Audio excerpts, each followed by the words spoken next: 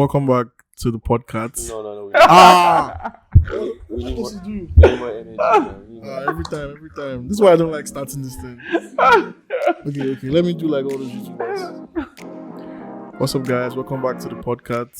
With me, I have the guys as usual. Heidi and Tosin. Hey guys, It's good. How's everyone been? How's our week been since we last recorded? Last 2 weeks, I was just telling you guys how I've kind of. Probably shouldn't be saying this because imagine if one of my coworkers listens to this. But essentially, I feel like I'm already in holiday mode. Kind of feel like the year has come to an end. I'm just trying to finish on a strong note, but that's about where I am right now. Same here. How about you, Heidi? I can definitely relate to that because at work, everyone I've chased for anything is not even really answering. So I feel like by default, I'm at the point where just everyone seems to be done. So kind of the same for me. I'm just looking forward to festive. For me, it's similar. Everyone is also taking breaks, But my one is kind of weird because we're also in between a project at the same time. So it's like we need some things to get done, but people are not available. Well, it is what it is. Is that project meant to launch before the end of the year? No, it's launching in February. Yeah. Randomly to my product manager on probably one of the biggest projects I've worked on in my company. Just woke up one and I was like, yeah, I'm done. For real? Yeah. And it just put the project in jeopardy pretty much. Yeah, bro. And it's such an the person important quits? project. Yeah, person quit. And are you close to them? Yeah, but I feel like I saw it coming just because there were some changing priorities in the project and wanted to use her as the forefront, and she didn't agree. Oh, the person was scared. But I'm pretty sure that's why. No, not that she was scared. She was just like, well, if you guys want to make bullshit calls, you're not going to use you're not going to put my name on it. Yeah. And then she shared this thing with them. They didn't. I mean, that's not her official reason, but I feel like that's why she's like, yep, I'm not going to, because it would come back to bite them. Unfortunately, I'm also working on the project, but my name is not going to be anywhere. So, when they're looking at people that made decisions, my name is not there. They will look for you. Yeah, man. Nah, I hear that. But hopefully we enjoy the holidays. Comes with, I know I was speaking to a lot of people and they just want a really good ending to the year. I don't think this year has been personally, I don't think it's had its ups and downs, but for the most part, I'd say it was a good year, decent year. I could definitely build off of this going into 2024. So yeah, I think I definitely learned a lot this year, just in general. So you did what? Learned a lot, just about life in general. About life, yeah. You became closer to God, so which is the best thing. which is very important. I think that's my own goal for next year. Yeah. Right? Kai needs to drive us to church, man. No worry, I got you guys. Yeah, I was gonna say I'm actually looking forward to Christmas in a sense. I hardly ever look forward to festives, but I feel like there's a side to me that doesn't I don't care, right? But this year I was just you know what, I want to be more intentional about. So what do you have planned? Just getting funny if I don't have anything planned, but there's still time to intentional without a plan. Yeah, no, but there's still time though. You know what I realized? I even getting gifts for people. It's it's Christmas season. Actually celebrate Christmas. And the stuff with plans is, I think, for the most part, most people are always waiting for other people to have plans, and then you become part of it. But we're all we all have a decent group of friends that if anyone wanted to plan anything, we would all show up, kind of thing. Exactly. You know what I mean? So whenever I'm always thinking I want to do something, I think moving forward I'll probably be the one to do it because I also have the capacity to do some of these things. So yeah. But for Christmas, man, I don't have plans, but I won't be here, to be honest. So that I'm looking forward to. But yeah, I don't have plans for Christmas. I never have plans for Christmas. What about New Year's? But you know what's funny? I think also part of the excitement about Christmas is, I guess, in this part of the world, there was always gift giving.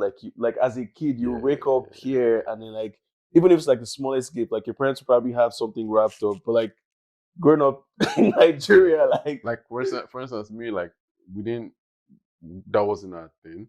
And first year I moved here, so obviously I was with my aunts, and they had the whole festival going No on in way. the house. So for me, I'm just like, okay, like what's really going on here? Then I can't remember, I don't know if it's the night, I think the night before Christmas, or I don't know if it's the day of Shad, the day they do gift exchange. Christmas Eve, yeah. Right.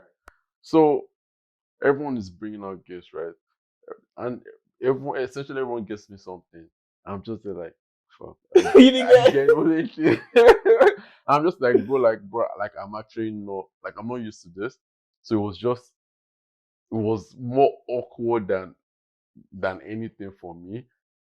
And it's just like, bro, I guess it's one of those things where, like, again, like, me just want to be conscious about, like, even like, say for my own family, like in the future and whatnot, where it's like, I don't want my kids to grow up in a household where it's just, it's just like Christmas, you just see it outside of the house, exactly. but it's not really exactly. like you guys aren't celebrate anything in your house. So yeah, I think Christmas would be like eventually when I start a family, I think Christmas would be something I would take like priority for.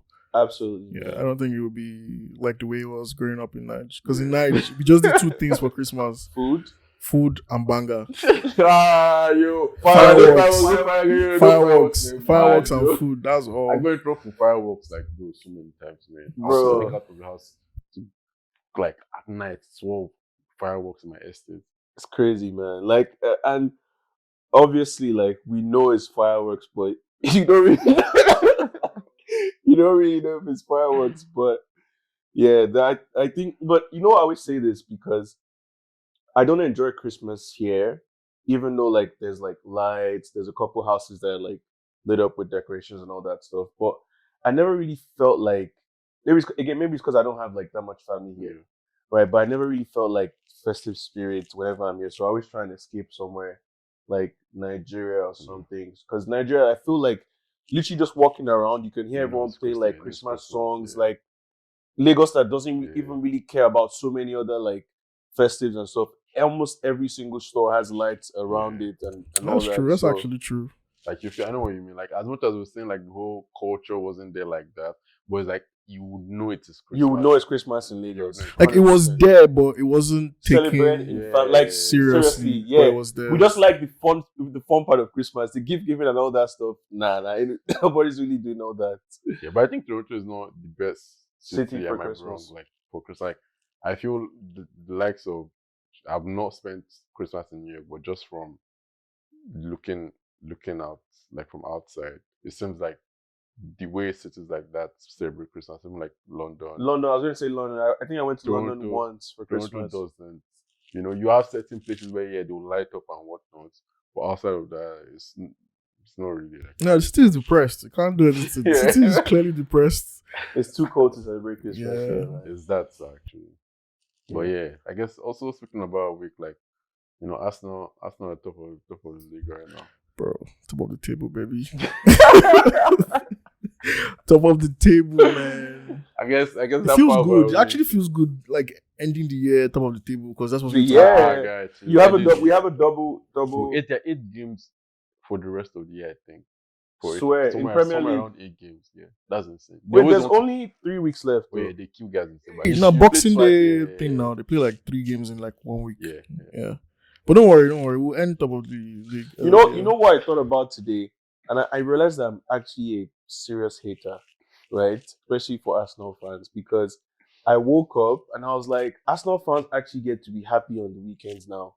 Like you guys wake up and then you're prideful, like you're like, we won 3 points, and like you're just having a chill weekend, like you're not struggling with your normal day-to-day life, and also with the fact that you're losing anymore. Do you know what I'm saying? Back then, as long as you guys didn't lose, you're happy. Yeah, literally. Like you guys won, and it was a normal weekend. You're like, we beat.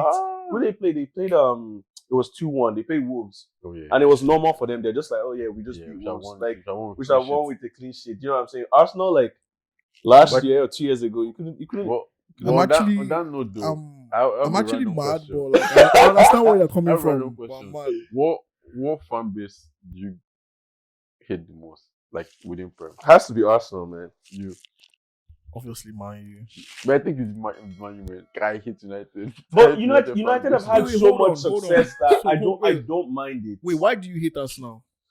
Because at some point, Arsenal fans would use small margins, like you beat Liverpool when you haven't won anything in like 5-6 years, and they use that to like I know what you mean, though. come at me It's for like the annoying. next 2-3 weeks, where it's like, oh, you beat us at home or you beat us in, and I'm like, this doesn't mean anything. Like, you cannot Like- argue with a team that just won the Champions League and you beat them once. Like, Yes, I don't like. I think it's definitely Arsenal are a very, very, very close second. You know, eventually, I feel it's possible. Once If they win- if Arsenal wins Prem, for instance, for sure. I know. If Arsenal I wins know. Prem, I you know what's the way- funny? If the way- Arsenal won that last Prem, I pity you guys. because the way Arsenal fans will move, I would just have to hate Arsenal fans after that. But it's like the thing is with Arsenal fans, what pisses me off the most with Arsenal fans is, to your point, like the way Arsenal fans argue sometimes, it's like, bro, it's like you've actually not won anything. Let's be serious. like if we just if we actually put down the numbers, let's be actually serious. Like you see some Arsenal fans laughing at Chelsea, like it's like, okay, obviously you can banter Chelsea for not being in Champions League. Champions League. I don't think there's anything wrong with that. Even Like, Liverpool right there's now. like it's understandable. Then you see some Arsenal fans don't take to the next level, and I'm just like, bro, like you don't have a champion. When for the better decade, for the better half of this decade, like Arsenal have not done anything. Like, we don't have anything to talk about. Like, do you get what I'm saying? I'm not even trying to go off on you guys. I'm just telling you the reasons why I have issues with your fans sometimes. Because it's like, there was this whole time when like the whole YouTube thing, that guy that used to like interview Arsenal fans after and stuff Arsenal like Fan TV. Arsenal Fan TV, which was hilarious. But then you would banter an Arsenal fan and they would take it personal in a sense where it's like, oh, we just beat you guys. I'm like, you just beat us, but like, you're like seventh on the table. Like, why does it matter, bro? And then some guys really wanted Man City to win over Liverpool because I think we have more of a rivalry with Liverpool. I was actually having this conversation with someone just like, guy, everyone is fine with Man City winning. Like, as a Chelsea fan, I'd rather see Man City win before I will see Arsenal, before I will see Man U. If Man City wants to win 6 in a row, bro, like I could. But why? That's crazy. Like, because I feel they don't have any they don't really have it. Like, no one, they're not rivals to anyone specifically. And it's like I feel like it's a whole what they call that stuff, like history, but it's not history. That's not what I'm looking for.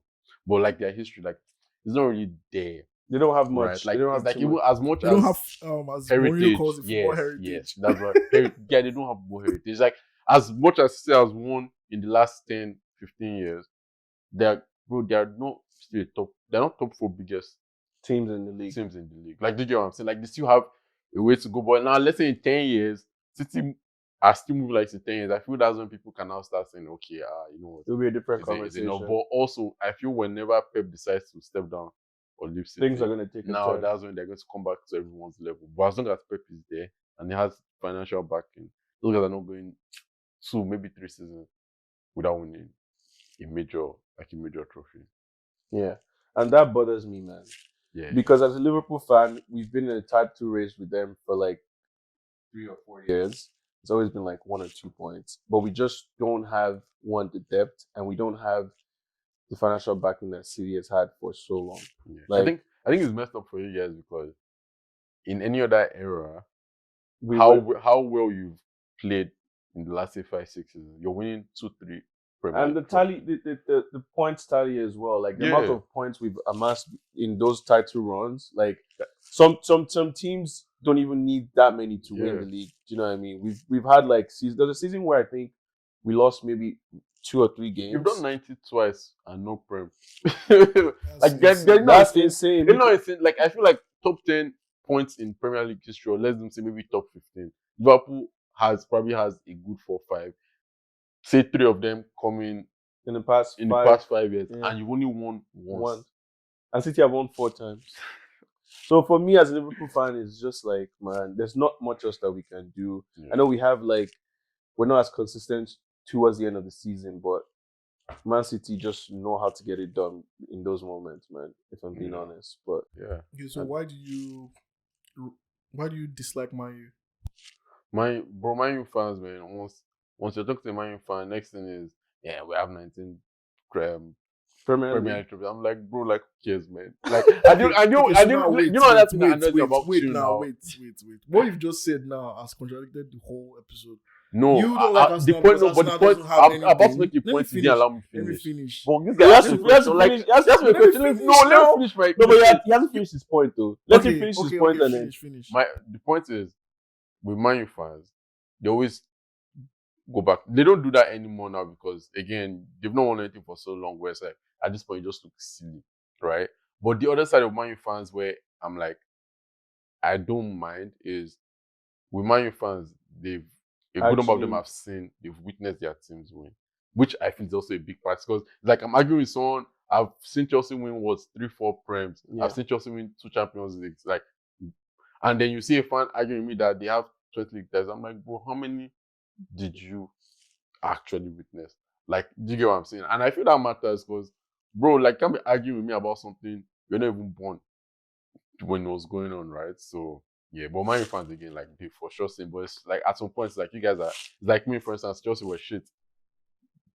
If someone is telling me we're shit, like, the first thing that's coming to my mind is not, oh yeah, we have a Champions League title, so what? And like, bro, like, that's irrelevant. So you lost to Newcastle 4-1. Like, who cares that you have a Champions League title? So I'm just confused. I'm confused. Everything you said now just confused me. So you just don't like when a team or a fan of a team is proud of their team's history or their current form. So what should they not be proud about? What can they brag about in football? No, the point. He said that if Arsenal like just beats Liverpool now, you can't, like, if Arsenal is bragging over that, like, No, it's like you've not won anything. That doesn't I'm matter. saying, And then you also said, like, if like a fan of Man U is like talking about their historical. No, but I'm saying, like, it doesn't matter because they never always, saw there's it. always, I feel like there's always I don't know if limit is the word. There's always a limit. You know what I'm saying? It's like, you laughing at beating Liverpool, for instance. That's normal fan behavior. Then they're taken to the next level where it's not like, okay, now you're trying to suggest that we're better than you guys. we're just like, oh, you guys are now. It's like, yeah, you guys are shit. Like, you know, and it's like, bro, Okay. because winning one game does not hold on, sorry. justify all that. Hold on, sorry. You think Chelsea's a better team than Man U or a better club than Man U? And the Man, because you're a Chelsea fan, and the Man U fan will think Man U is a better club than Chelsea. So he will bring what he has, and you will bring what you have. Yeah. It's unfair that he has more than you. Yeah. But that doesn't make it wrong. No, I'm not saying it's wrong. I'm saying it's that's that, what but he has I'm to not saying it's normal fan behavior. Yeah, so why do you dislike that? Because that's what he has now. No, because out of all those teams, there's always going to be a fan base you dislike the most. Man, like, he was just telling you the reasons why he would. You dislike them because they won more than you. No, because if you're having an argument with a Man U fan, right? Once they've lost the argument, is, well, we have 19 trophies and you don't. So if you have it's just like, bro, cool. Like, okay, like, but if you argue with an Arsenal fan, and the other fan has lost the argument, it would be because you guys have won a Champions League, right? So you're bringing up something that you've also done. So it's the same way. It goes the same way. We won Champions League when? So you mean like it must be very, very recent? That's my whole point of, like, it's like, I've seen my team do this thing. People saw Man U win Champions. It's not that long ago. Yeah, I'm not saying it. It's not that long ago, but in recent, that's why whenever I'm making an argument, like, let's keep it between the last 5 to 10 years. Yeah, 5 years max. You know what I'm saying? 5 10 years. Arsenal is good now. Yeah, you guys are making it tough for it. For what you want, like, because your last prem was 2005. Yeah, that's a very long time ago. I won FA Cup, like, that's almost 20 years. Bro, FA, are you serious, Andrew? No, like, I'll give you the FA Cup. Yeah.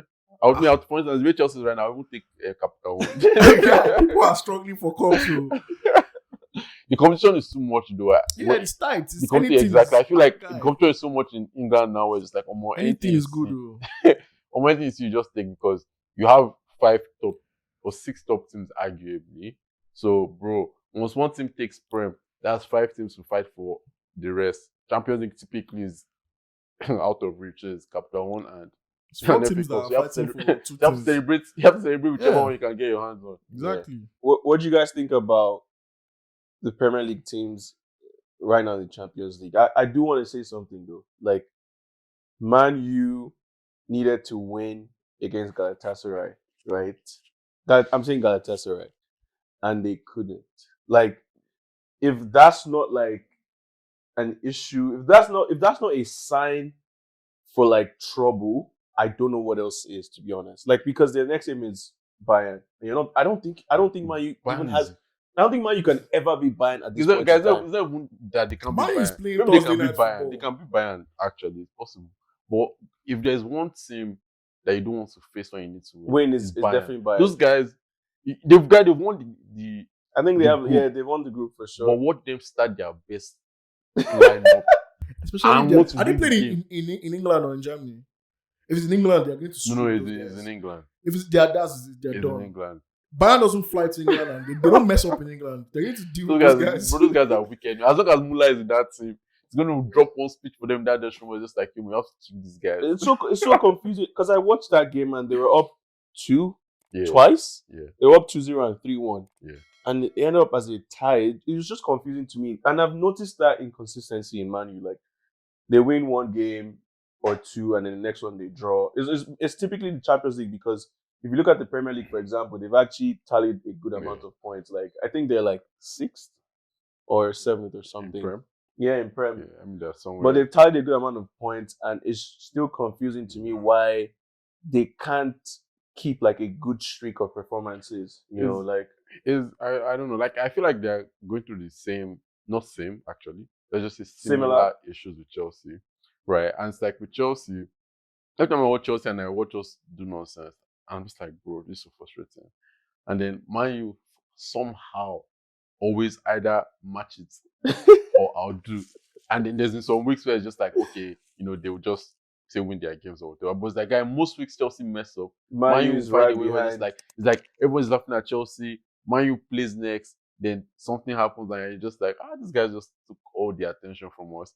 But again, I feel it's the same story, like indiscipline, like everyone lack just of focus. Yeah, it's just I don't know, man. And I think ETH has probably lost that team to a certain extent. Like, everyone just seems to be definitely lost at doing least their 2 or 3 key players. I heard about the whole story with Varane. I don't know how true it is. Rashford is gone. Rashford is, bro, honestly, bro, I think Rashford is a spoiled brat. For sure. Like, he's so annoying to watch. A whole MBE. I don't say that now. I dislike when players you can see it in their energy on the pitch, where it's just like maybe things are not going their way or whatever, and it's like you're one of the biggest players, you know, on the team, so you can get away with just. Well, he started him every game too, which is kind of frustrating. Yeah, you know, like, I don't know what he has ended. Someone like Rashford should have seen bench, you know, multiple times. Just like a couple of times, it's just like, okay, now bench for maybe Ghana or. That's the thing. That's the he issue. has fought with Santry. He has fought everybody. There's not have anybody left, so he has to manage. But guy, able to for England to like, they always still call Rashford. It's an like, MBE now. And it's like, see someone like Sterling.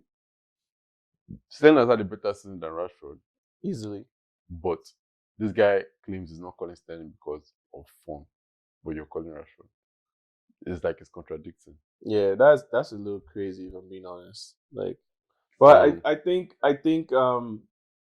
yeah, I don't think Man U are progressing the way they think they are. I think they just have a good number of players in the team to win them certain games. Right? Yeah. They have a very decent squad on paper, and even their price tags too, you put into consideration. Like, you know, those guys are meant to produce at some point. Yeah, I always stand by the fact that I feel ETH is just not doing what he actually wants to do.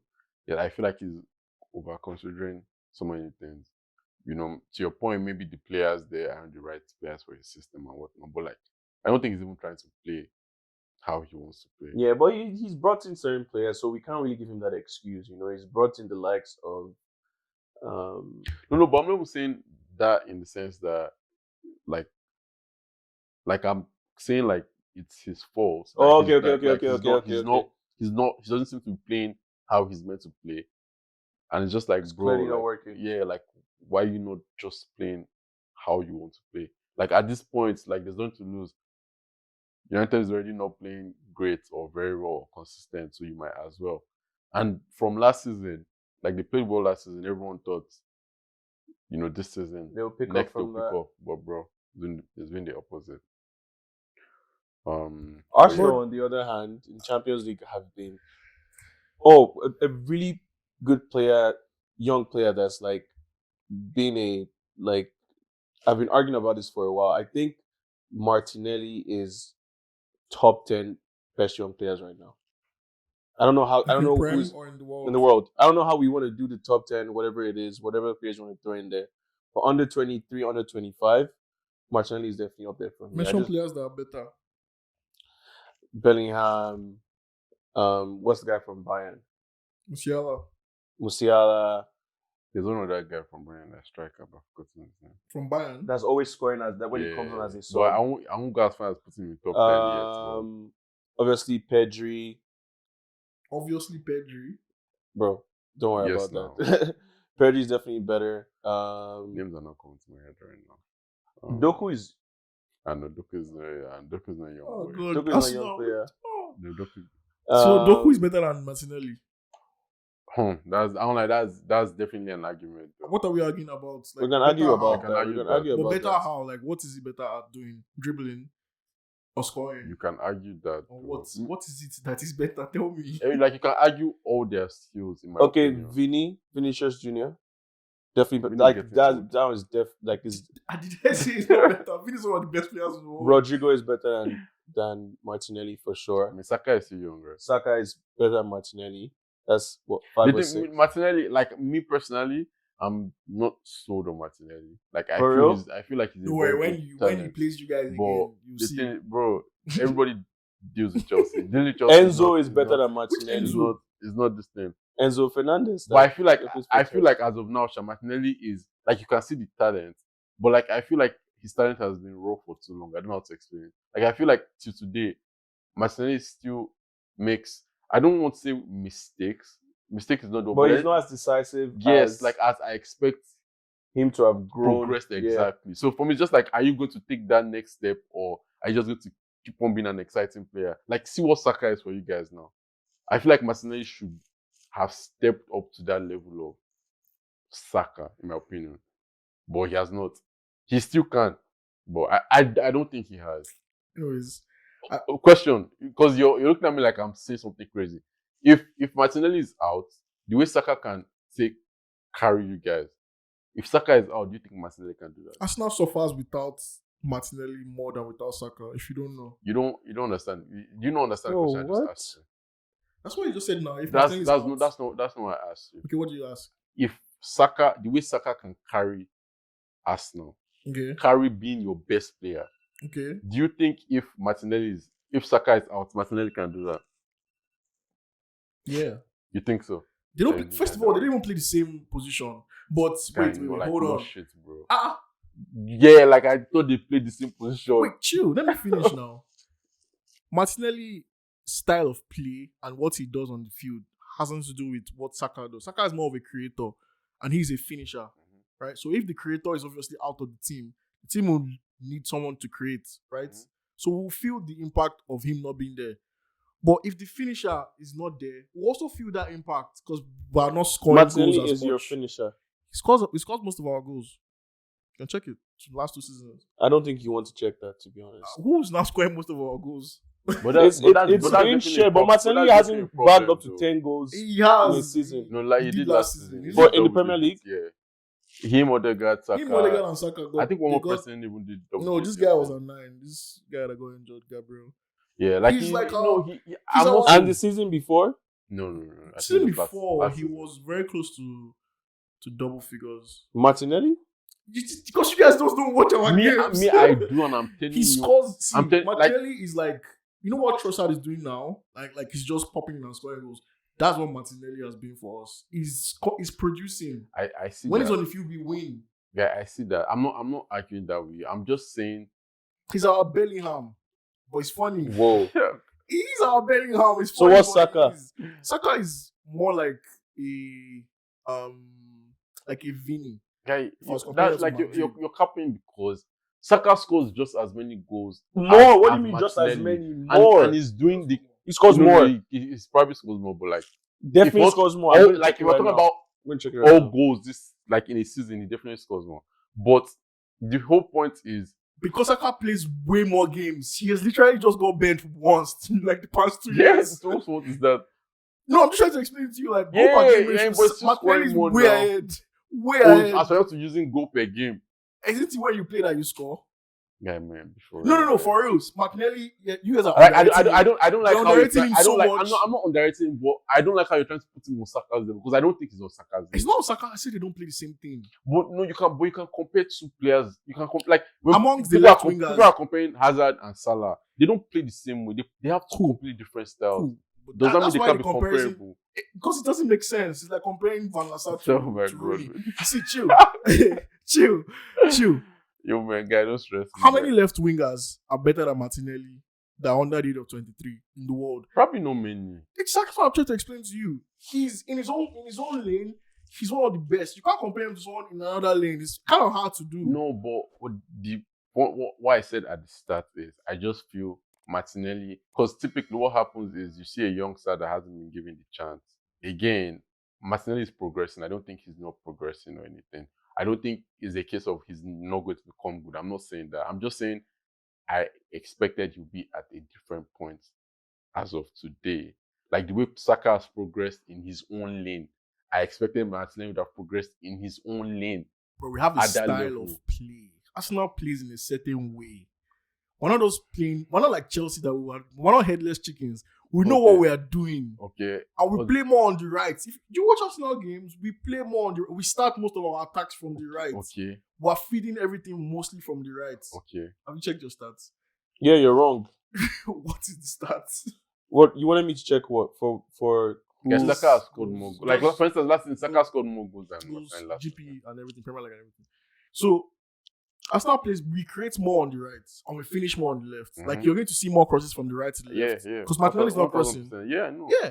So if like I don't get what you're trying to compare. If this guy is I'm not there, I'm saying in their own. He said in their own lane. So I'm saying in their so own lane. So you want Martinelli to play like Like Saka. for instance, okay, Martinelli is the finisher. You know, he's a direct guy. All that. Direct. So Speed. he should have his decision making when it comes to being in that position should have improved. Yeah, and he's improving. You now. know, he has improved definitely, but I'm saying I don't think it has improved at the rate it should have. Like that's all I'm saying. Okay. That's Like fine. compared to Saka in his own lane that you're saying. That's fine. We're just like, okay, you can see the maturity in Saka's game. Like, I was even saying, as much as I don't agree, I was saying like world class shouts for Saka. Whereas like I'm like, he will definitely has potential to be a world class player, but he's not a world class player just yet. Like you have like there's a certain level of consistency, I believe. A Also, player has to Martinelli be. is not playing penalties. Martinelli is bagging goals on counter attack and Yeah, and because so, like there's a lot of factors that will go into play when you want to compare even their stats. but I never compare. No, I'm just saying, like, if you want to look at their stats, there's a lot of factors that will come into yeah, play. for sure. In my opinion, Uh-huh. Arsenal, we feel like a great loss when Martinelli is not playing. We also feel that loss when Saka is not playing. I take both of them as very Yeah. equal pillars in the current Arsenal team. Like they are the ones holding us up so high. I Him, agree. Saka, and Odegaard. Those are the three And pillars you of don't Arsenal. forget Cabot. Please, let's be serious. Let's be serious today. But yeah, I guess, and just to round up this what's it called? Champs, I guess. Back to champs. Yeah, Newcastle too. You know, Champs. they've tried, I won't lie. I think they robbed them in that PSG game because I don't know how on earth they give that penalty to PSG. At that time in the game too. Like that, I don't think that was a foul. so if you look at the rules, it's a foul now, but it will not be a foul next year because they're planning to change that. Because rule. he hits his Yeah, leg so and I'm just yeah, like, he wow. hits a part of his body I before. mean, the his- rule changes every season, it's fine. man. That's It's the like thing. it's very last that's 2 years it's that so would have been a big. straight Yeah, foul. like I'm sorry, it will not be Yeah. a foul, but like they keep switching the rules, and that's why in Premier League probably would not have been a pen. It would have been, but it's Yeah, I know. champs. Yeah, in Premier League, maybe. but they're playing so well as a team in general. I think Newcastle and especially like the coach, I feel like every game they play the same way. Yeah, the confidence- and they have so many. There are so many injuries as and well, but the still- confidence and just the decisiveness of the team. Like Newcastle is not a team that would get a lot of chances and miss. Like you can see, they have games where they've scored 4, 5. They can compete against every Anyone, yeah. big team. Yeah. You know, so Bro, this guy, shout out to this guy, the Trippier, man. that guy is amazing. price. But Trippier is old. That's why I realized he's like a and 30 he plus went, guy. Already Like, went to La Liga, came back. No, boy, he's a solid, like Yeah, solid probably player, man. top 5 best right backs in the Premier League easily. You know. I won't lie, I'll go as far as saying in the world right now, though.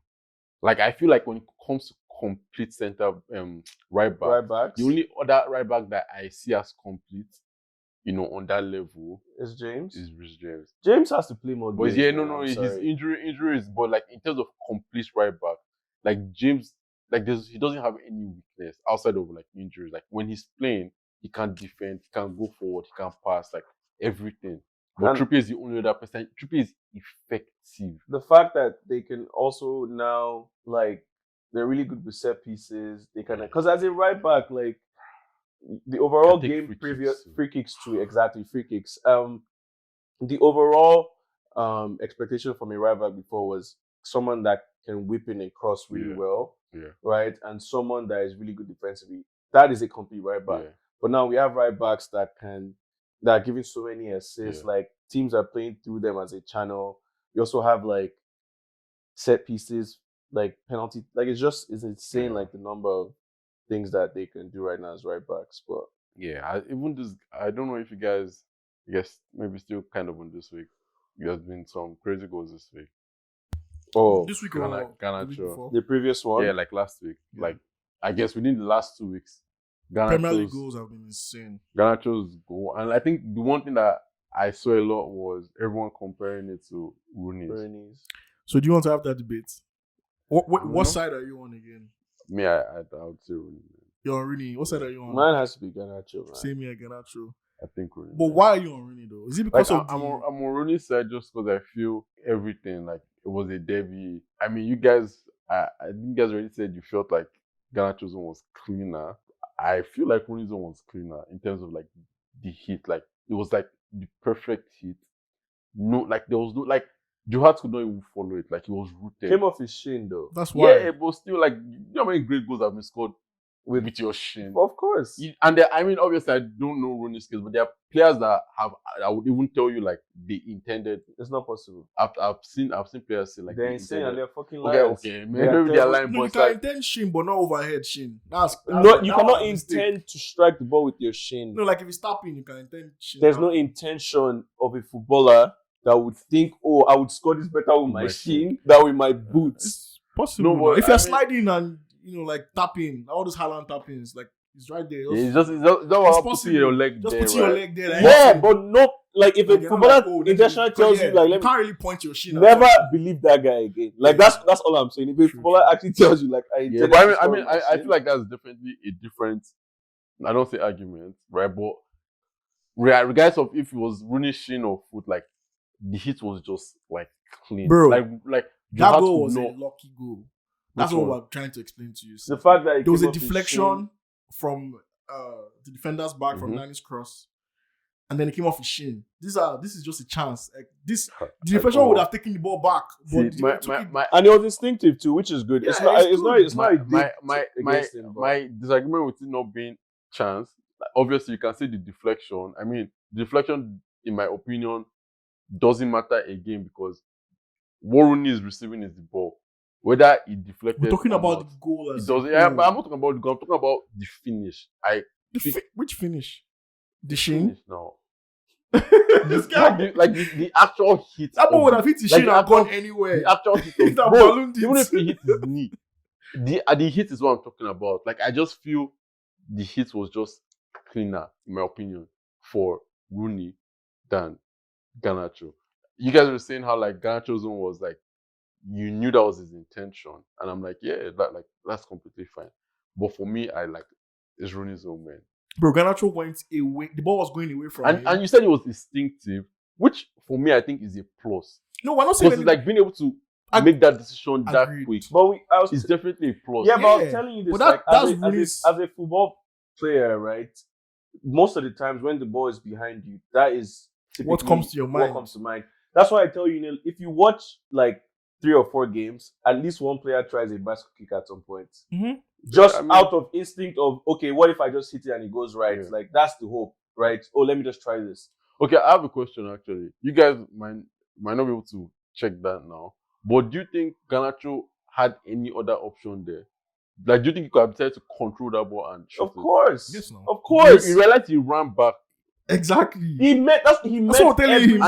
I know, but I'm saying like that was the perfect chance for what he did there. Any other thing there, I feel like obviously the chance of a overhead kick is always harder to do overhead than to say control the ball and shoot, Volley. because that's always going to be easier for you, right? But in that moment, that was probably the best thing he could do as long as that skill existed for him. And But he did didn't it. have to. Like, Obviously, he like didn't have there to. was a goal Arsenal scored this weekend. I don't know if any of you guys have seen this, but the ball was crossed over and then Zinchenko like passed it to Jesus. Jesus passed it back to him, and then that's how they scored. That was literally like a similar chance to what the cross that came to Garnacho. Garnacho could have literally controlled it, passed it to someone, made a run, done all that. Would have even thought about this kind of goal. But I think the planning, like the confidence, also the execution was like, it's kind of thing you dream of as like a footballer. Like the celebration, everything. But again, I feel like everything you guys are saying is right. But I feel all that also applies to Rooney's goal. No, it's clean. Bro, everything was clean. I feel like Rooney's From the cross. Rooney probably tried that at least like in his career, probably like 100 times, man. And he just worked out that day. Man. And he came off his shin. The fact that came off his shin, I can't let that go. The thing is that I've seen so many great goals come off people say, and there are people that have planned. They are liars. Those guys are liars. Anyone that tells you that they plan to score with their shin overhead is a shin. liar. Overhead shin is wild. Like, how do you even plan that? You know what I'm saying? And So if you're scoring with your shin, then I don't know. We need to study you, man. We need to like really understand what's going on. I think a better comparison would be Ronaldo's Champions League quarterfinal goal against Juve. That's definitely better. Y'all see how high that ball was. I think it was. That's a better comparison than Rooney's goal. Huh? I would say it was better because it was closer. It was very close to the post. It was very close to the keeper. Yeah, but also I feel, I mean, just in play ball, is to a certain extent, the closer it is, especially when you put power on stuff, like I feel like it can be harder, especially for something like overhead. No. So if you're closer to the ball, obviously you have to be smarter about how you hit it so it doesn't go over. But I feel like Garnacho's zone is so perfect. It was perfect. I feel like it was, and it was almost top beans because it was picture perfect in the sense that like everything was clean, like from the pass to the cross, like everything was clean. There was no like a bit of luck here or like it deflected off someone. Like I get all that. I'm not arguing with that. But again, I'm just even went the point out is definitely harder. From the point where he hits Rooney's shin or whatever to entering Johat's net. Like bro, like Johat could not move. Like because he hit his shin. Johat doesn't know where the ball is going to. Hit his fucking shin. If he hit his leg, he would have known. Oh, this is where his leg is pointed towards. You believe that? Like if he hit his leg, he would have known, but because he hit his shin, he didn't know. No, I wouldn't say that. I wouldn't say that. I wouldn't say that. He ricocheted off his shin. I won't say that, but that was a ricochet. I'll say for a fact that like just those two goals, if we're comparing the two of them, I think Garnacho's bicycle kick, from the angle it was, the distance, the technique, execution, everything is like a 10 out of 10. Rooney's like maybe like 9. a good 9.5, 9, just because of the moment he scored it. Like I think we're putting a lot of context into the if he scored that goal against Everton, we'll be talking about that goal today. That's what we're trying to say. That's what we're saying. That the reason why that goal is important is because of when he scored it. And it was 80-something minutes. Because of exactly. Because of when it matters. That's what we're saying. Yeah. But we're talking about the goal itself, not the environment. Just like if you put that goal in a derby, like that might be the best goal ever. That might be the best. I know the crazy thing. Garnacho will not try that in the derby. I think he would. That guy is crazy. That guy's confidence is out of this world, man. I think we'll try that in the derby. That guy's confidence is out of this world. Because if he should try in the derby and she misses it, they will ask him why he can't even speak English. So it's fine. Kai, I'm telling you this, and please, like, just take note of this moving forward. Look at how many times players try bicycle kicks in a game. You watch Real Madrid, Napoli. There were like 4 bicycle kicks in that match. Joselu did 2. I think he did 3 actually, and he missed all 3. Because Aubameyang just scored 1 too. Yeah, but This guy did 1. Bellingham did 1, that's missed 2. But that's what I'm saying. Like that point also works with Garnacho because it's just like he can afford to also try a bicycle kick because that is the perfect. But the execution of it is what really like takes the cake. It's like the fact that you planned that and you executed it. It's almost like every time you try like a buzzer beater shot, like all the times you miss, we don't care about it. The one time you make a buzzer beater shot, everyone goes crazy. Yeah, we talk about it for for sure. So it's like, Garnacho's one is just like you plan this thing, you do it in training every time. You probably done it like Ronaldo has done that bicycle kick that he scored against Juve at least 200 times. Yeah, but guy, because he even said it himself that he's been trying to score that. Ronaldo's bicycle kick was crazy. Like the His ball was own so was high picture perfect. when guy made no sense. Yeah. And his own was also quite instinctive because like no one saw that. Like I feel like Garnacho's zone, like you could see him already shaping up like for that ball. Guy, Ronaldo's zone just happened and everybody was just like. It was so crazy that Juve fans were clapping like, bro. Yeah, that was ridiculous. Like, nah, bro. Ronaldo is. But how about, because my favorite player of all time after Thierry Henry is Ibrahimovic. What about Ibrahimovic's overhead kick against England in 2012? That deep dance. I beg. Ibra definitely has the best collection of goals. Yeah, for sure, best collection of goals. I think you just hate everybody that I like. Because what you just said now doesn't make any sense. Yeah, I know it was a crazy goal, but I'm just saying like what he did there was instinctive as well. As opposed to controlling the ball and turning to the post. It's like this keeper is not in his goal. Let me just quickly. Well, it was the one that was from like 40 yards out or something. Yeah, it was way outside the box. Yeah. It can never be done again. For sure. Yeah, Garnacho's one can be done. Can you remember? Is it Mexes for Milan? Right, I think it was like 2 weeks after that too. No, that guy's. Oh, but you guys know. I think we should actually like talk about some of our favorite goals in one of our episodes, right? But one of my favorite goals ever is the Scorpion King by Giroud. Do you guys remember this? Yeah.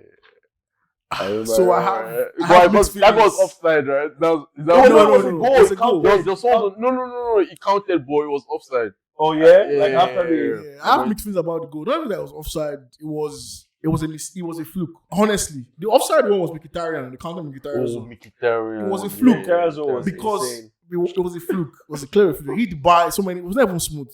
But Giroud now. Giroud is just very. At that point, he was very lanky and he was always doing all these acrobatic things that he was just trying different things. He was just trying different things and that just worked out. But bro, a Scorpion kick. It wasn't even full Scorpion. Like it didn't even fully bend. It just how else do you want to? Mickey did the real Scorpion kick. Like it was horizontal in the air and his leg hitting from the back. But talk about bro. I don't like that's an episode. My favorite goals. Yeah, favorite goals would be a good episode.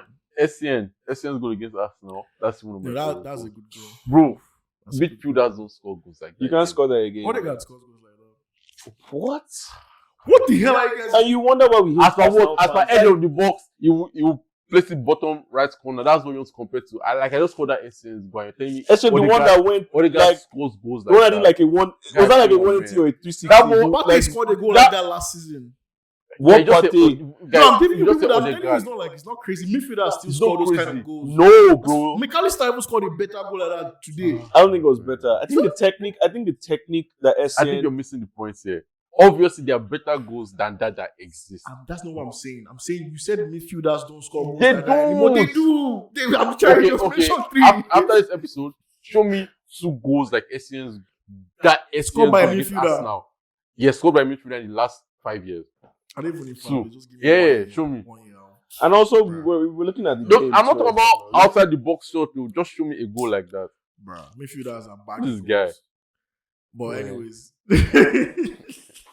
But wait, obviously, I understand Essien's goal. The core of everything is an amazing goal. But you're overhyping it because it's No, I'm not. Bro, the kind of goals Essien, Gerrard, Lampard, Scholes that they consistently scored by themselves. Who? Like I'm not saying there's absolutely like randomly some random guy from Stoke can score that. Next week a random guy from Bournemouth, but you don't have Olise scores that back to back. Who? Olise. So as for when they're talking about long range, outside the box, casually, when they are listing guys like Lampard, Gerrard, SCN, you think Olise's name will enter there?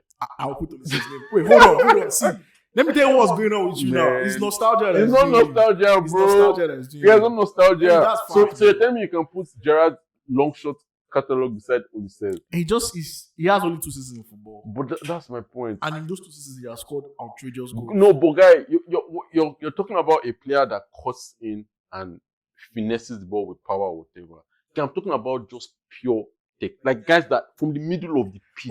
Okay, I get what you're saying. Like I'm just like pulling your legs. from the middle of the pitch. You just bike it. Yeah, because if you're saying Olise, I'll say someone like Coutinho too. Yeah, exactly. Like Yeah, those guys but do we're that, ta- but we're finesse talking about and like is different, technique, right? The ball, a lot of times you have your number 8 or your number 6 waiting just right outside the box for that Yeah, ball sure. to bounce.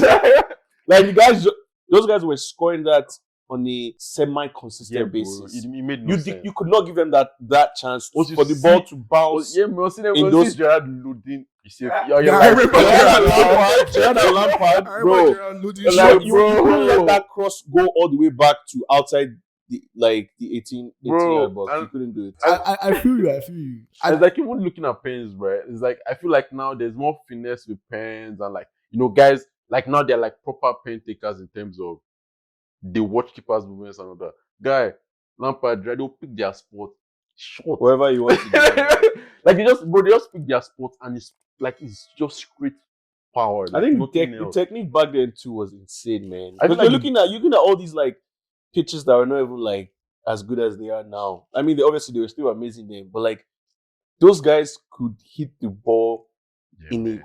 completely Make guy different way. make And sense. no, it's the consistency that matters at the end of the day. They were doing that consistently. So Yeah, props to them still. props to them, man. Honestly, props to them. Side note: do you guys think like football is losing spice? May I think 'Cause so, man. On TikTok, I see there's like a whole section of TikTok of football losing spice. Like wingers are not the same anymore. Like for example, Strikers are definitely not the same, man. Saka, like that we're just talking about. I think he's exciting. Yeah. He spends like half of the whole time hugging the ball and doing like this. He doesn't really do anything with the ball. So it's like back in the days when we say a winger is exciting, we mean like the guy has pace, Yeah. skill, skill, and and going skill, straight. game, Like, man. straight Touch on the across- wing. yeah, exactly. I know what So you do you guys agree like football losing spice generally? People are just like more technical, just passing. Everything is more planned now. Than For sure, I'll instinct. say that because I think the planning and the so like the tactical like formations and everything that they're doing, they're being more constrained right now. Like you can't just like most teams when they scout players, they look at what they've done, like their created chances, all of these things. Look at so many numbers now that a lot of teams are looking for people that are so like direct, like the flair or like an exciting player. Like they say, he's too raw, he can't be trained, he can't do this. So a lot of times they're kind of like containing them. Like Doku right now looks like so exciting, but like there were so many good wingers like this previously. Yeah. But now those guys are not even making it to like the first team, second team. Yeah. I think personally, I think what it is there are way more talented players now compared to before. So I feel like everyone is always trying to do too much to a certain extent. But do you see that in the games? They don't though? do the Like, they talent. don't do that. Like, No. They don't in the games. But I feel like it's also a thing of like that's where the whole tactics you're talking about, where it's like you can't allow every player in your 11 to express themselves. So it's like you have to find a way to essentially constrain them, and then you have certain players, maybe like 2-3 players, are just like, okay, you guys can do as you please, the rest of you, but because like when you look back at teams, right, you see a lot of teams back then where everyone was just there to do their job type. Like it's not a thing of Rhys James is nasty going forward, but we're keeping him here. It's like all that guy can do is tackle, so he's there to enforce tackle. Like, do you get what I'm saying? I feel like on this football season spice thing, I think Madrid kept is the only one that have spice in their drawer left. For sure. Because they are still playing exciting football. Like Madrid is not out there doing passing and all this. Madrid is giving us something to go home with. Definitely. Yeah, Vinicius is crazy. Rodrigo is amazing. insane. Like, Bellingham is doing I feel whatever he like to your wants. point, like everyone, I guess maybe another angle is like I feel everyone had their identity Yeah. back then. It's like you see Stoke, bro. Yeah. Stoke is good. Like Stoke is Stoke Stoke. is You get what I'm Stoke, saying? yeah. Like you play West Brom, you play Burnley. Like you see those guys, they have their identity. Arsenal was the only team then that was doing any tap. Passing, Do yeah. you get what I'm saying? Chelsea, then Mourinho's Chelsea is packed It's the locked boss. boss, yeah. Everyone had their identity, but now everybody's trying to play out of the back. Yeah, So, like a keeper is selling every other week bro. or every other game. We're literally just watching the You highlights, get what I'm man. saying? Just Bro. like it's so annoying. It's so man. predictable too. It's Yeah, almost- it is. and even a lot of these games that we're watching, you can see, we can kind of predict like kind of what the scoreline would be, how a team is going to play, like, and these coaches are not like going, I don't explain, like they're not playing expressive football. They're going like, in it's scared. Like, it's, Like, they're going in scared. That's When the you know issue. they're going to defend against Man City, but that's not how it was back then. Yeah, I feel it was, but in a different way. No, the counter attack, like they were ready to defend, but they were ready to also counter. You had like Yeah, one or yeah, two. yeah. of When those, Sunderland like, was yeah, you have Sunderland, one or two of those, like Aaron Lennon or all those That would guys. just like, run. you just know, like, okay, this is our game plan. But now, like, you have teams that want to defend against Man City for 90 minutes, Like, bro. but- Like, you just don't want to. you don't lose. want to lose. But You don't. again, but still on that, dude, the older generation will tell you how like they won games in the tunnel, for instance. Like that was also very much a thing where it's like a lot of small teams go to Old Trafford in the tunnel. By the time they looked at Rooney, looked at Ferdinand, those guys look so focused. They go there and they just deck them. Like they had no chance from the beginning. I feel it's just in a different way now, which is more annoying because with those guys, as much as that existed, to your point, I feel there was probably more of an attempt. There was more of a game plan and an attempt to win certain games than now. Also, this dead guys a lot then to like, you know, maybe more. That's when you miss back then. You could see scorelines of 8-0 multiple They be times, counting multiple like, times, was it multiple times in 12 the or season. 11 But or like 10? these days, like how many times do you see them deck a team 8-0? I don't know what is really really down to, but I think football now is different. But I definitely prefer before, but I think quality sure, gap man. and talent gap has also closed because back then you had like I wouldn't say top four. Spurs were still scratching the surface, City were scratching the surface, and everyone else was just Scraps. scraps, bro. Like literally, like once you came correct, you're probably decking them. Yeah, for But sure. now, if you're not careful, if Brighton should catch you on their good day like this, they'll tap, give you 3, right? So you literally have to like come correct every game. And it's starting, even like with NBA too. I feel like talent gaps in NBA too has closed up. Like even from just last season, 2 seasons ago, it's like you can have 5 crap teams in the Western Conference. It's like this season, what crap teams are there? It's like okay, Spurs. I can't remember how else, but like there are not that many teams. Yeah, You know, that are just bad. yeah. No, I definitely agree with that. I think, even looking at, Wait, well, I think what we spoke question. about. I was about to say, is it because do you think talent has like increased because of the money that we've put into sports? Absolutely. Because now parents are looking at sport as another avenue rather than school. It's now more of a big deal to like. But put then the your kid training into sports. involved, like I I think think it's just the attention The sports atten- gets now. Like everyone, like Yeah, it's money now. No, for sure it's money too. But it's just like everyone has an opportunity now. It's like technology, all that. So it's like now you actually have a better chance of growing like the best talent for sport as opposed to maybe 15, 20 years ago where it's like maybe like opportunity. You could see people that didn't have a choice to play ball, like things like that. But now it's like everyone is playing. So again, you're having to choose from. You have more best, options. yeah. And like when they pick those guys now, it's like now we have, you know, physios, personal trainers, this, that, where it's like it's not as much of a luxury as it was back then. So you see people with talent that they can actually help groom the talent. Like, bro, you like almost, I don't say almost everyone, but like you would see more players now that have basic, say, control of the ball or like just basic skills that they can do. Whereas there are professional footballers we used to watch, and some of them still exist now, don't get me wrong. But like you would see much more players than where it's just like bro, man. how's this guy He has guy professional. All this guy can do is say tackle, for instance. Like he can't do anything. Bro, before keepers could not play with ball at their with their feet, right? It's just once the ball comes, you clear. Now you see guys like Onana, they are cutting guys, you know, like you see guys that are more comfortable. So again, I feel like that's a talent thing Even when you look at the NBA, for example, we're not looking at bigs Bigs, before. You just bro. needed a big guy that was Yeah, bro, 6, just catch the ball and pass 6'10", it, bro. 7'1", that could catch the ball, rebound, and pass it. Like those guys are averaging like 5 points. Yeah, bro. But now you're looking at a big, right? in the NBA, the guy can shoot threes, mid-range, dribble off the ball, assist, everything, steals. Like, so it's just like there's just so much more attention. And then, like Heidi said, when they're actually now picking from a group of people, they're picking the best of the best. Like, this is not like, oh, this guy just happens to be the best out of the scrubs. There's just, he's the best big guy out of all these terrible big guys. Now it's like, this is the best big guy out of the best that we've already scouted. And it's like, as jokes as it sounds, where everyone's always shouting project Mbappe.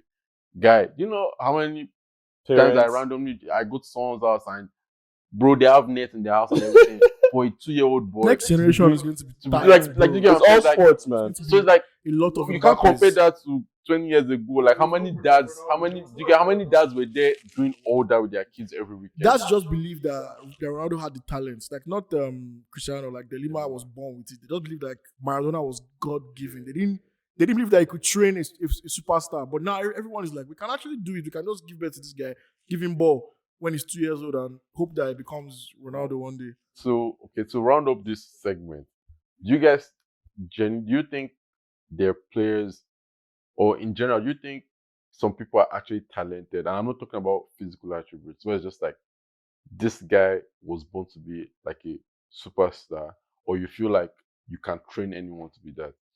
In football, you can't.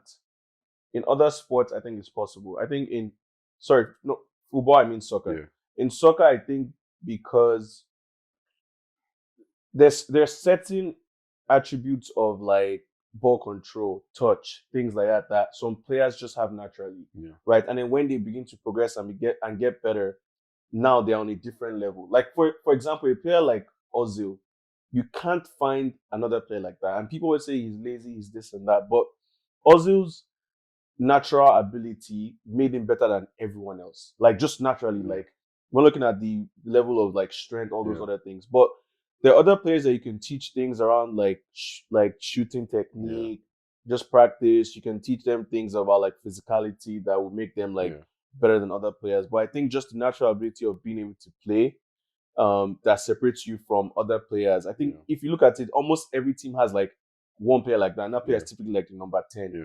That guy, you cannot replicate what he does. Yeah.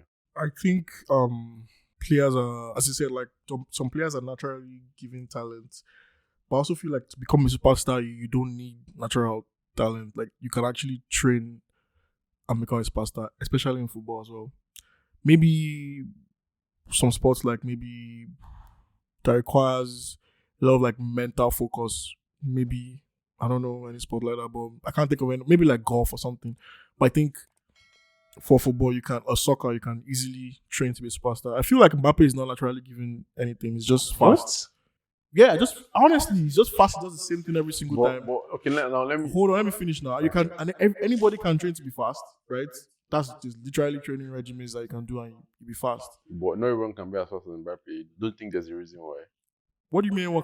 Is it the fast? He's not even the fastest player in football. I know, but I'm saying like everyone. All I'm saying is, what his key thing is speed and shooting the ball, right? And anybody can learn those two things perfectly in a good way. You can learn it very well. Like it's not something that is like unimaginable. You know what? But players like Messi, right? Players like Messi, players like Vini, players like Hazard, players like Ronaldinho, Ronaldo, De Lima, not Ronaldo, Cristiano. Those players they obviously have talent, and the talent was polished by their training and everything. But there's been a whole lot of other players. There's other superstars that, like Thierry Henry. Thierry Henry is not actually giving anything. It's Mbappe now. It's just speed, focus, and shoot the ball inside the post. I think one thing you're not giving enough credit to, like when it comes to things like instincts, IQ, you can't really teach those things. Bro, Adebayo had none of those things, bro. I'm not saying players. I'm not but that means he was naturally gifted. No, he just I'm not training his way to. I'm not saying players. I definitely agree that players can train their way to being superstars. Yeah. I'm not arguing that, right? Like the best players, for instance, are not. And when I say best, I'm talking about like if you're saying top 10, this, top 10, that. There are hardly ever players there where you look at it and just like, this guy didn't have much talent. this is like a representation of like hard work, right? For instance, how guys try and paint Cristiano Ronaldo like, oh, Ronaldo doesn't have, it's just like almost like he doesn't have talent, like he's just like a hard worker. And it's like, bro, like, do you really think But like, Ronaldo doesn't have talent? but that is his talent. That's what Hard people, work? people. Yeah, that's his talent. That's what people forget. But That's why no, he's still but playing ball till now. But Andrew, that's what I'm saying. Like, people say that because you're not giving credit to stuff like instinct. You're not giving credit to stuff like IQ. Ronaldo's IQ in the box. You think can teach someone that? You think technically can. okay? Then In the box, that's what we decide. you can. You can't teach someone that. What do you think strikers are doing? Yeah, in training? you can learn. You can. No. I'm not saying you can't learn or become a better striker or have better instincts in the box. You can definitely learn those things. But the level at which Ronaldo's IQ is, like the level at which, say, someone like Lampard was just like, bro, they play Lampard's tips for people to learn on some. Bro, this is how you arrive late in the box to sniff out chances and all that. Again, no matter how much they teach you that, you can never reach the level of certain players. If you like watch all their videos, you can't, because those guys did not learn it from watching someone. They had it naturally. If you don't think that's talent, then you're not being honest with yourself. Okay, hold on. That's a great point. But at the end of the day, you also have to realize that players are like themselves. Like, you can't be another player. Yeah, I agree. No matter what, like, I agree. They can't just be another Ronaldo. I agree. Like, I'm going to do my own leg over in a different way than he did it. But it doesn't change the fact that I'm also doing it in leg over. I just learn my own in my own way, right? So same way with, as you said, like positioning in the box. There's players that have done it in their own way amazingly. And now here comes Erling Haaland doing his own way amazingly. You can these things are you can train to. If you just think like you can't train to be amazing in the box, then you will never be amazing in the box. Andrew, you can always train. You can always be you better. can train and fine tune your own instincts to work. I like that.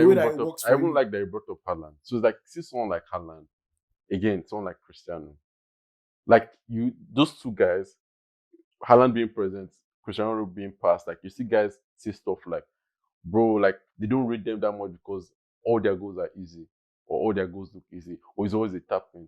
I'm like, bro, do you know the level of instincts you like, do you know how mental it is that you see something before it happens and you place yourself, maybe say 5 out of 10 times is probably good enough. Like 5 out of 10 times, you place yourself in the right position that the ball is likely to end up in this area and I'm going to be there. How do you want to teach it? I'm not saying you can't get better. I'm saying is, because what you're saying now is, because I'm saying it's talent. That's what I'm saying. Like, it's IQ. Cool. It can be talent. It can be IQ. All I'm telling you that it is trainable. It's not to that level is what it might not be to that level. It can be to your own level, and you can adapt your own level to make it work for you. Like, you don't need to be doing it like the way Inzaghi was doing it or the way Van Nistelrooy was doing it. You can do it the way you want to do it, and it will work for you. And you can be a superstar. Like, we can't make it. We can't replicate players. I'm not saying that. I'm just trying to give like a level of significance, because it's like when people say talent or this guy is gifted, people don't typically highlight things like, this guy has natural striker's instincts.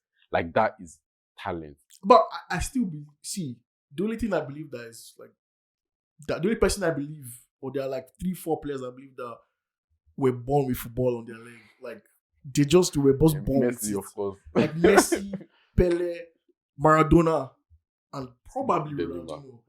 Everybody else, I feel like Neymar? What they've done. I'll say Neymar. Everybody else, I feel like what they've done in their own way is not like unattainable by another player. Everybody else just have your identity. Like, Ibrahimovic was known for shooting amazing shots from outside the box, and it worked for him. Like, he didn't need to do anything like stupid or amazing inside the box. Even if he did sometimes, cool. But he found a way to bring in karate into football, because that's what he learns. That's what, like, there are things and he learns karate from somewhere, and then he put it into football. So it's just one more point to just highlight the point I'm trying to make. I guess to make it clearer is like, even see, for instance, you have professional footballers that have their own personal trainers, clubs, all that, right? Always striving to be better. Like with their players we watch, it's just like, I'm watching this player for the last, say, 3-4 seasons, right? This guy's positioning is not great, right? And then it's like they're definitely trying to get this guy's position to be better, but it's still not getting better.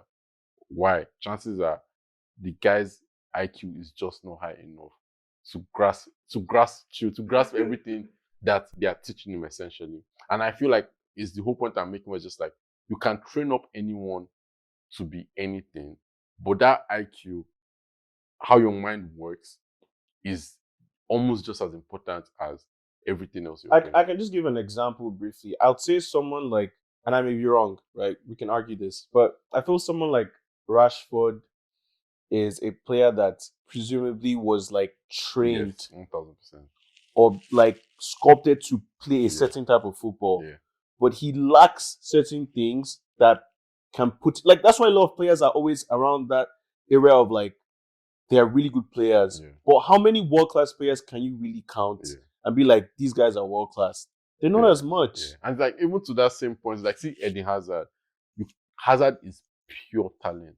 But guy, Hazard is apparently, from all the stories, he's the laziest footballer you can ever. Because let me give you another example, right? So there's this thing that I always believe it, because like when you play soccer itself, you understand why some players are so good, right? There's some players, I'm telling you, like Andrew, they can't go 3, 4, 5 games without scoring or assisting or doing something crazy that you're like, this guy is the best player here. But we have that in today's game where Rashford can go like 19 games without a goal or an assist. It's like, it's insane. Like, that's someone that was trained, because whenever you play like 5 aside, 11 aside, it's always that 1 or 2 like players that are just like, bro, like, how is this guy so good? Like, how can he like do this, do that? But then now, I guess also with the restriction that they have on players, but there's still those players that they just have that like unique ability. Yeah. And I don't think you can train that within like so many people. They can still be superstars. They can still be like decent in their own way, but I don't think, I think to that point is like, when you see a trained player not playing according to their training or not playing well, or maybe a team has found a way to just like neutralize you a bit, you can tell. It's like, and to your point, like a lot of those players you just called, where just like you see those players and you see talent. It's like, obviously everyone has off games and bad games, but like you can never see them go on a run of games where you're just like, where's this guy? Some of these guys might not even score, they might not even assist, but you can feel like their man of the match awards or some shit like that in the team, where it's just like, this guy is here. He might not score, he might not assist, but he's here. And then with trained players, it's just like and there's always exempt cases, obviously, but it's like with this guy, you're just like, bro, okay, this guy is not scoring because they've trained him to be a nasty finisher, but he's not getting a chance to finish because they're finding a way to defend him and he can't do anything. That's crazy, because I know you probably saw this, and I love the fact that you spoke about like Henry. Remember that time Henry spoke to Haaland about like, here's what you can do to like take a game to the next level. Haaland is a guy that scores 50 plus goals, we know, right? But there are games where like, especially in those big games, Haaland is nowhere to be found. Reason being because just the natural instinct of looking at other opportunities. It's almost like it doesn't flow through your bloodstream. You just can't figure those things out because they're not natural to you, right? So I think those things are probably not trainable, if I'm being honest. But but again, I agree with the fact that you can train some definitely, superstar. Project Mbappe is not a joke, man. Your kid, you put him on a diet from when he's like maybe like 1.5, like two years old. Put him on a strict diet. Even Mbappe himself was a project, and for sure, because his brother is quite similar as well. He has a brother that is like, that is left-footed. I want to see how that plays out. That would really give me a lot of context. He's 19. He didn't make it to. He was too old for the under 17. You know who I want to see? I need to see Joe Bellingham, because they're very similar. Joe's younger brother, but I need to see if that was also a project. He's coming to Premier League. But do you know the thing about projects? We need to. Yeah. Last point. The thing about projects is, I always feel what always differentiates you at the end of the day is how your brain works. You know what I'm saying? Like someone like Jude and his brother, they might have gone through the same thing, but what would differentiate them is how your brain works. Because like, I feel like no matter how much they train you, there are just certain things like you You can't can't teach it, because but like yeah. it's a moment by moment, scenario by scenario. Like how the game is going to play out next game. I can't train A player you can, to I can't train. expect. And there are things that you can expect. Because oh, these guys are going to be aggressive. Rashford leaves a lot of space behind. Like they can teach you those things. But like when the ball bounces there, for instance, it's like there's no way I'm teaching you that exact, situation. But yeah, man. Well, thank you guys for staying for this long. It was a long one. Yeah, This I think episode that was was a very long episode. was amazing. We touched on a lot of topics that some were planned, some weren't, to be honest. But Yeah, I think I like this kind of yeah, episode. thank you guys for staying engaged till now, Like, share, subscribe, all as the usual. buttons. all And those Comment, please. looking forward to speaking to you guys shortly again. Yeah, Peace. no, thanks, guys. Peace. Bye.